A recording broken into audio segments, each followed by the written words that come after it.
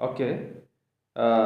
In today's presentation, I am presenting on the topic first AFIL and second AFIL under the Civil Procedure Code.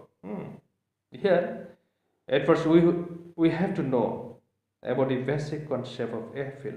Here, this word AFIL has not been defined in the Civil Procedure Code, but we have to understood on the general meaning. Here, this AFIL, it means the judicial examinations by the higher court of the decisions of an inferior court. That is, here, AFIL is a proceeding by which the defeated party approaches a higher authority or court to have the decisions of a lower court or a lower authority reverse. This is the general concept. Now, the every appeal has the three basic elements. Here, at first, the decisions, usually adjustments of a court or the ruling of an administrative authority. Yeah, a decision must be necessary to make an appeal. It may be judgments, or it may be decree, or it may be order. Whichever the civil procedure code, that is the statute, expressly given for the appeal, which is allowed by the statute itself. Here, and secondly, a person's aggrieved, who is often do not necessarily a party to the original proceeding. Here, a person's aggrieved. This is the second importance of the appeal. The party who feels themselves against the order of the it may be judgment, decree, whoever feels themselves aggrieved, they can appeal to the higher court against the decisions of an inferior court. Here, now the third necessary element for the appeal.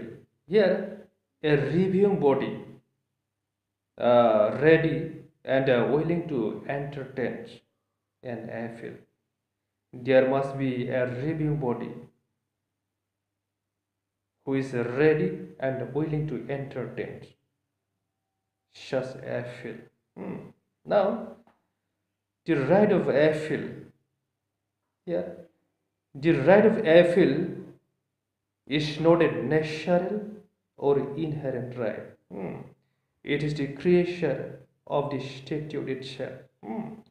If the statute expressly given, then only under the civil procedure code the appeal can be done by the parties.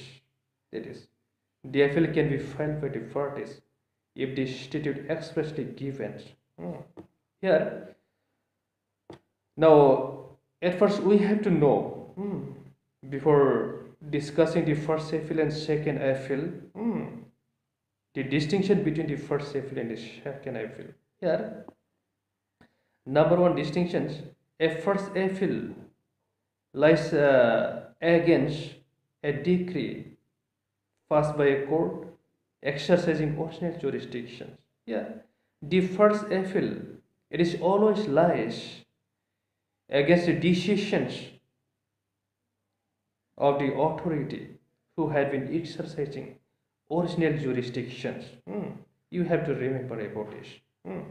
And but a second appeal lies against a decree passed by a first appellate court. Yeah. Now the second appeal, it is always lies to the High Court against the decisions of the first appellate court. Here you have to remember this. The second appeal always lies to the High Court against the decisions, against the decree, whatever passed by the first appellate court. Here, second distinction you see. A first appeal can be filed in a superior court, which may or may not be a high court. Here, for the first appeal, here, this can be filed in a superior court, which may not be high court. Here, the subordinate courts, they have a right to appeal. From which court they are subordinates. Here, it may not be high court. It is. Here, but a second appeal can be filed only in the high court. Here, now the third distinctions between the first appeal and the second appeal. Here, a first appeal is maintainable on a question of fact, or on a question of law, or on a mixed question of fact and law. But a second appeal can be filed only on a substantial question of law. Here, no second appeal lies if the amount doesn't exceed 10,000 rupees. Here, the third distinctions we got that. Here, in case of first appeal, it can be made on the basis of it may be on a question of fact or question of law, or it may be on a mixed question of fact or mixed question of law. But in case of the second appeal, there must be substantial question of law. It may be regarding the deposition of the evidence of the parties, admissible of evidence of the parties, inference and construction of some provisions or evidence by the court. This substantial question of law must be arises in case of the second appeal. It must be established by the parties, by the aggrieved parties. We have to remember about this. Here, no letters patent appeal is maintainable against a judgment rendered by a single judge of the High Court to a division bench of the same court, either in first appeal or in second appeal. Here, the letters patent appeal, it is not allowed from the single judge of the High Court to the division bench. It is not allowed. Whatever the letters patent appeal, it is not allowed. Here, now the first appeal. Here, section 96 of the Code of Civil Procedure, it confers the right of the first appeal. Here, this section reads, number 1, where otherwise expressly provided in the body of this code, or by any other law for the time being enforced, an appeal shall lie from every decree passed by any court exercising original jurisdictions to the court authorized to hear appeals from the decision of such court. Now the first requirements it says that here, whatever the order, decree, judgments from the exercising original jurisdictions. Here, this can be file in the superior court, whichever the body or court authorized to hear such appeal. Number one requirement we quoted here. It must be against the order from the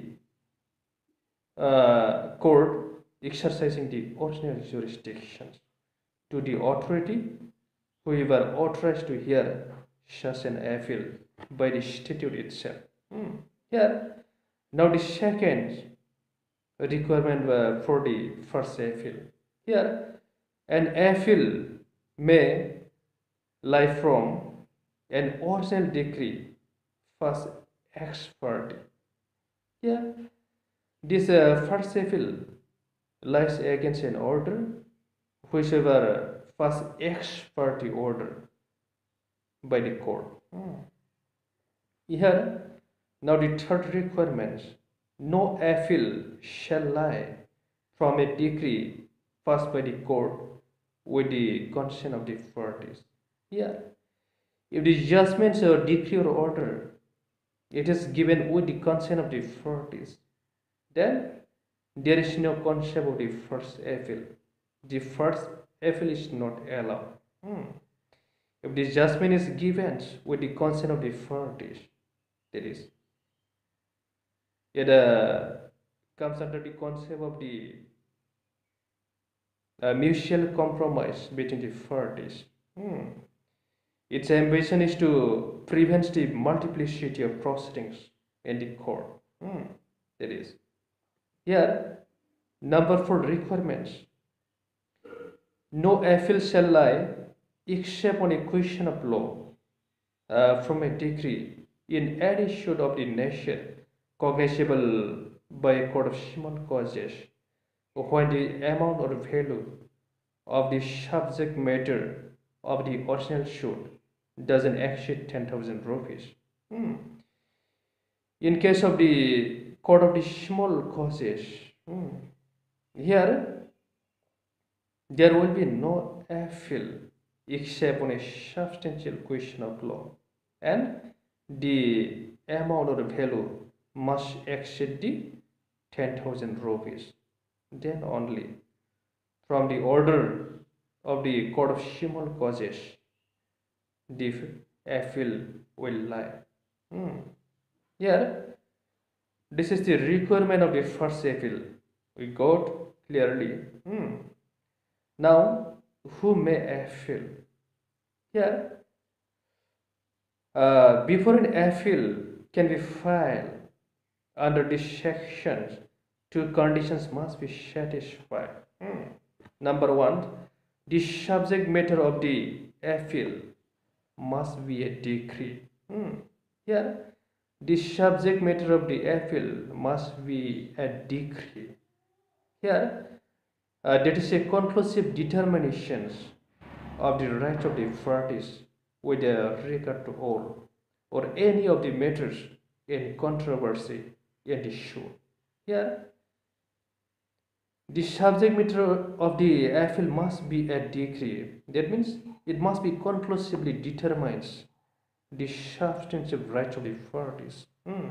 Here, and the second, the party appealing must have been adversely affected by such determination, and the aggrieved party, that is the party who are going to file appeal, this party must be adversely affected by such decree, by such determinations. Here, now the following mentioned persons are entitled to appeal under this section. The persons who are entitled to appeal under this section. Number one, a party to the suit, which aggrieve or adversely affected by the decree, or if such party is dead, his legal representative. The party themselves who are aggrieved and their representatives, they have right to appeal. And a person claiming under a party to the suit or a transferee of the interest of such party whosoever as such interest is concerned uh, is bound by the decree, provided his name is entered on the record of the suit. And thirdly, who are related with the subject matter, who are the interested parties, whose name is entered on the record of the suit, hmm, they have also right to appeal. And a guardian ad litem, a guardian ad litem, appointed by the court in a suit by or against a minor. Hmm.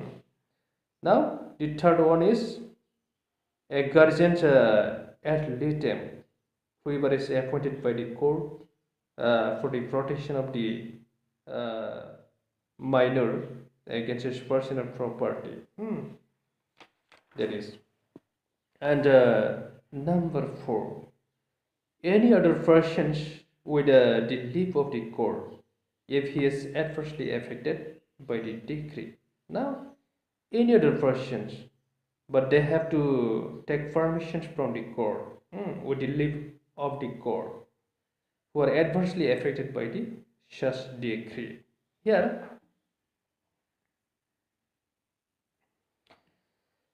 now the forms of appeal. It is given from rules 1 to 4 of the CPC. Here, sections 96 to 99A enact the substantive law as regards first appeal, while Order 41 lays down the procedure relating thereto. You have to remember about this. Section 96 to 99A, it provides about the substantive side of the first appeal. And Order 41, it lays down the procedure. Here, the memorandum of appeal contains the grounds on which such judicial examination is invited. Yeah. Uh, memorandum of appeal. It must be submitted by the parties, whichever the judicial examinations, that is the appeal is invited based on the memorandum of appeal. Here, in order that an appeal may be said to be validly presented, the following requirements must be complied with. Here, it must be in the form of a memorandum of appeal, setting for the grounds of objections to the decree appeal from.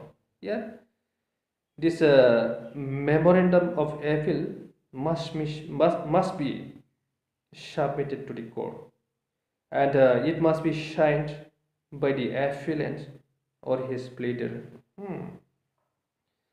And it must be presented to the court or to such officer as it appoints in that behalf.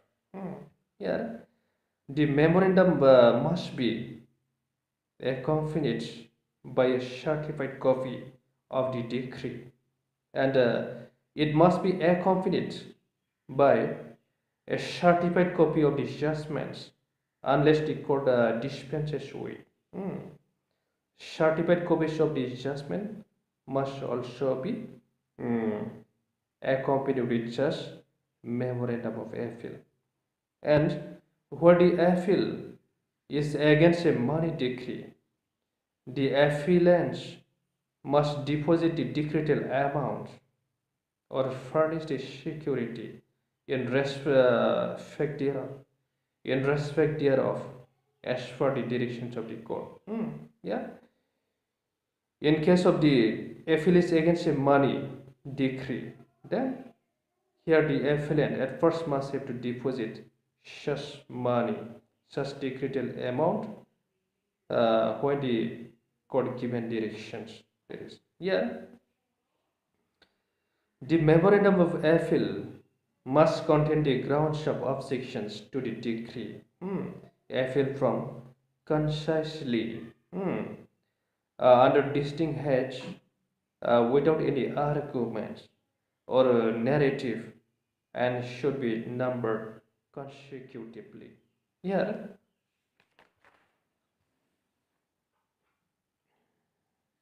the memorandum of appeal should be prepared after carefully considering here the pleadings. Whatever the pleadings, there is the written submission of the parties, the issues, uh, the findings thereon, the judgments, and the decree. Considering all this, yeah, the memorandum of appeal must be prepared by the parties themselves. Yeah, where the memorandum of appeal is not in a proper forum, the court may reject it or return it to the appellant for the purpose of being amended. Yeah, if this memorandum of appeal is not submitted properly by the court, then it can be returned back to the appellant by the court. Yeah. Now the limitation period you see. Here, uh, an appeal against a decree or order can be filed in a high court within 90 days, and in any other court within 30 days from the date of the decree or order appeal against. Yeah. Uh, in the high court, the aggrieved party must have to approach within the 90 days, and in any other court within the 30 days, the aggrieved party they must have to file. That is from the date of the decree from which the appeal is done. Here, now the force of the appellate court. Here, it is given under section 96 to 108 and order 41. Here, now the number one power to decide a case finally. This appellate court has power to decide the matter finally, and power to remand. That is power to remand. That means the appellate court they have a right to send back the records of the appeal to the lower court, and the power to take additional evidence, and power to modify decree and some other reasonable grounds based on some other reasonable grounds. Here, now the duties of the appellate court you see here, the duty to decide finally, duty not to interfere with the decree for technical errors, and a duty to reappraise evidence, duty to record reasons.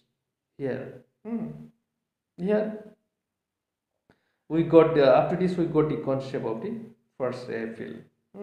Now you see the second appeals. Here we got that second appeals always lies to the high court. That is against the order of the subordinate courts. Here section 100 of the CPC provides about the second appeal. Here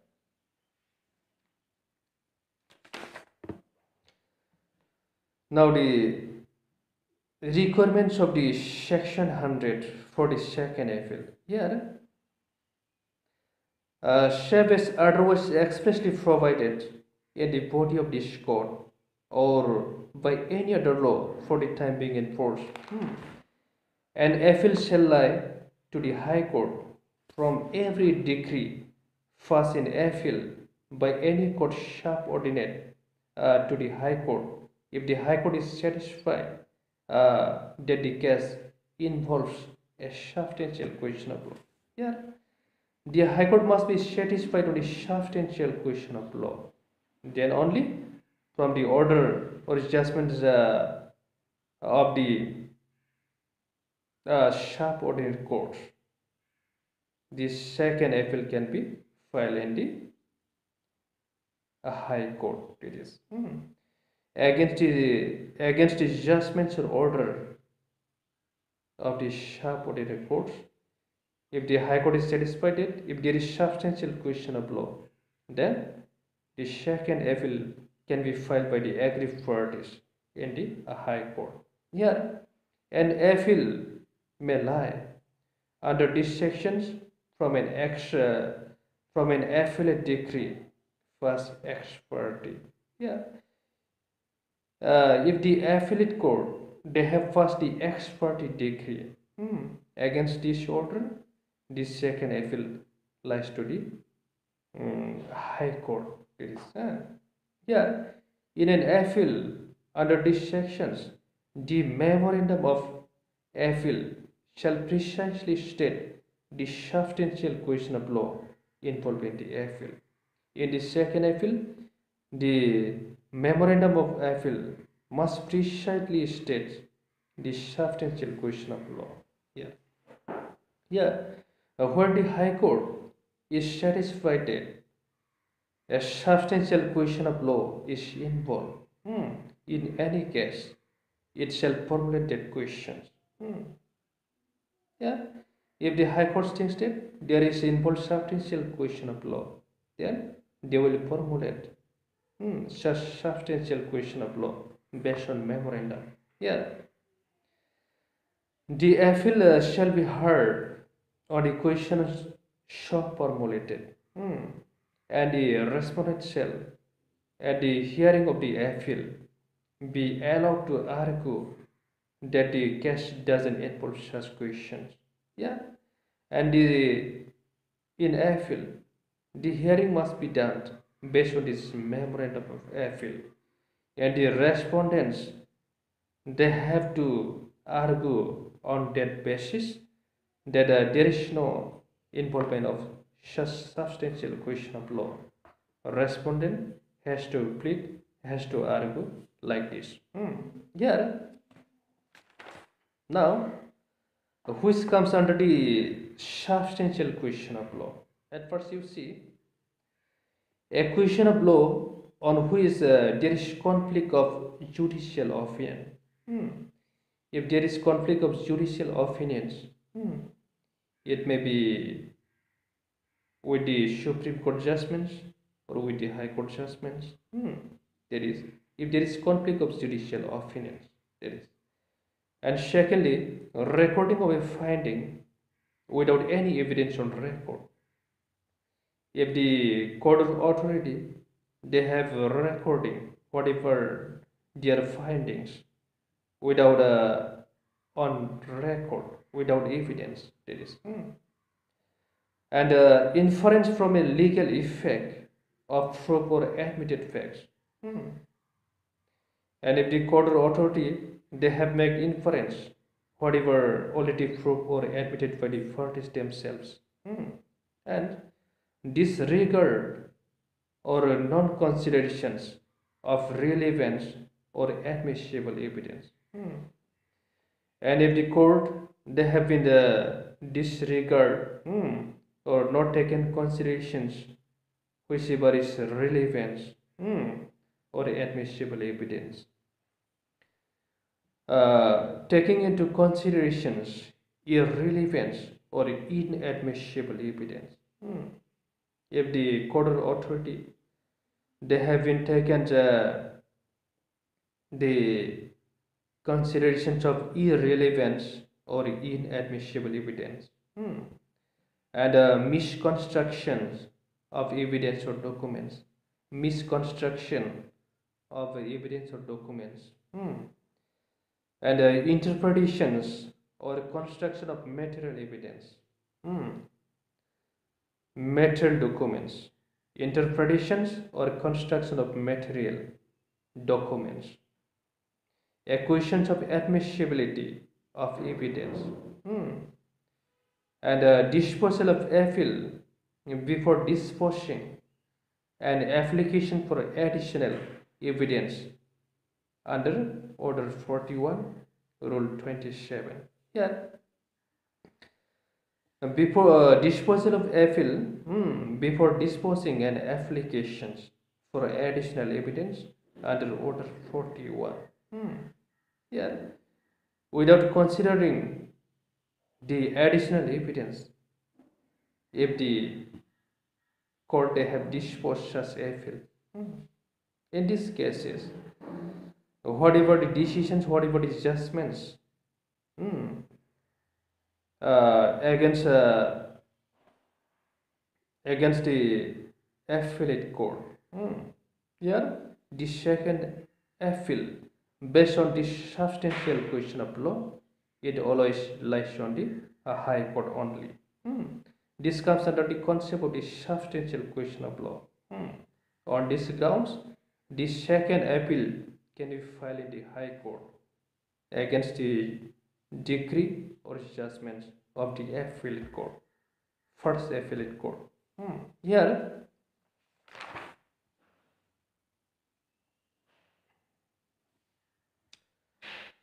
now the limitations. Here, a second appeal lies to the High Court within a period of 90 days from the date of the decree appeal against. Yeah, from the date of the decree appeal against, within the period of the 90 days, the aggrieved party they must have to approach to the High Court. Now, you see, which doesn't come under the substantial question of law, which are not under the concept of the substantial question of law. Here, number one, concurrent findings of fact recorded by courts of below. Findings of fact recorded by the first affiliate court, and where two views are possible. Where new cases showed to be made out in second appeal. Where new case is showed to be made out in second appeal. And where new plea is raised, which is either based on fact or on mixed question of fact and law, or on mere question of law, and not on substantial question of law. And where the questions raised is too general or omnibus in nature, and where inference is to finding of fact has been drawn on the basis of evidence and material on record. Here, if the inference by the authority or court, it is based on the fact on evidence and material on record. Yeah, it doesn't come under the concept of the substantial question of law. Yeah, where the question is finally concluded by the Supreme Court, Privy Council, or Federal Court. Now, where the questions, whatever the aggrieved party they have raised, if it is already decided by the Supreme Court or by the High Court or Privy Council or Federal Court, then it doesn't come under the concept of the substantial question of law. Here, where a finding of fact has been attacked on the ground that it is erroneous or against purpose. Yeah. Now, where a finding of the fact it has been attacked on the ground that it is erroneous. Whatever the findings of the affiliate court, if it appears that there is some erroneous, then it doesn't come under the question of the substantial questions of law. And where the High Court feels that the reasoning of the first affiliate court is not proper. Hmm. And if the High Court they have fine step, whatever the reasoning made by the first appellate court, it was not proper. Hmm. In these cases, it doesn't come under the concept of the substantial question of law. Hmm. And in these grounds, the second appeal, whichever the aggrieved party they have been filed in the High Court, it will not be entertained by the High Court. Hmm. Here, the substantial question of law must have to be established by the aggrieved parties, uh, while they have been filed the second appeal in the High Court. Here, up to this, we have clearly discussed the concept of the first appeal, hmm, and the power of the appellate court, hmm, and duties of the appellate court, and second appeal we have discussed, and the grounds of the second appeal, and the which comes under the concept of the substantial question of law, and which doesn't come under the substantial question of law. Yeah, up to this we have been clearly discussed. I think we have got the clear concept. Okay, that's all.